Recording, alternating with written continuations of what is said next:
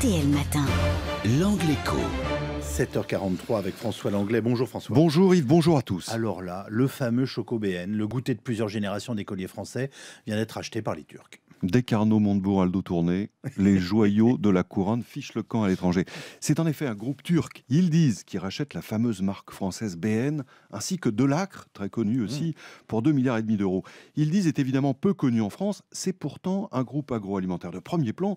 Il devient le 3e mondial du biscuit, avec 71 usines dans le monde, et c'est lui qui avait déjà racheté Godiva, le chocolat belge. Mais pourquoi les Turcs s'intéressent-ils à la France ? Il s'intéresse à l'Europe en fait, et le groupe United Biscuits, qui possédait jusqu'ici BN, y est très présent, en particulier au Royaume-Uni. Si les acquisitions se multiplient dans le secteur, c'est à cause de l'uniformisation des goûts et des habitudes alimentaires sur la planète, qui rendent possible la mondialisation des marques. Alors il subsiste des particularismes, bien sûr, on mange par exemple plus ou moins sucré selon les pays, mais le marché de masse s'est internationalisé. Elles sont nombreuses, ces entreprises émergentes qui prennent pied chez nous ? De plus en plus. Regardez, il y a un mois, c'était les scooters Peugeot qui étaient rachetés par un Indien, Mahindra. Les ordinateurs IBM, ça fait un petit moment, mais désormais propriété d'un Chinois, Lenovo, tout comme les voitures Volvo. Pendant longtemps, c'était nous, les Occidentaux, qui investissions massivement chez les émergents en rachetant leurs entreprises.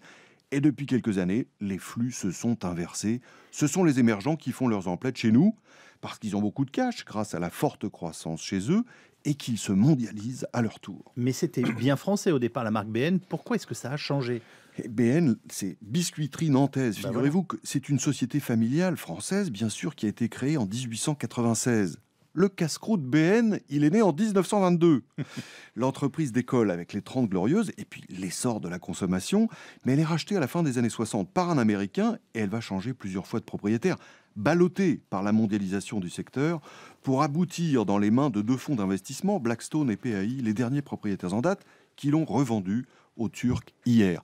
Société familiale, puis filiale de groupe américain, puis propriété de fonds d'investissement, puis d'un groupe émergent. On retrouve à travers l'histoire de BN toutes les étapes du capitalisme moderne. Est-ce que ça va changer quelque chose pour les produits et pour les salariés des usines françaises qui produisent le fameux BN ? Écoutez, à court terme, non. Le groupe possède 2 usines en France. Il y a plusieurs centaines de salariés.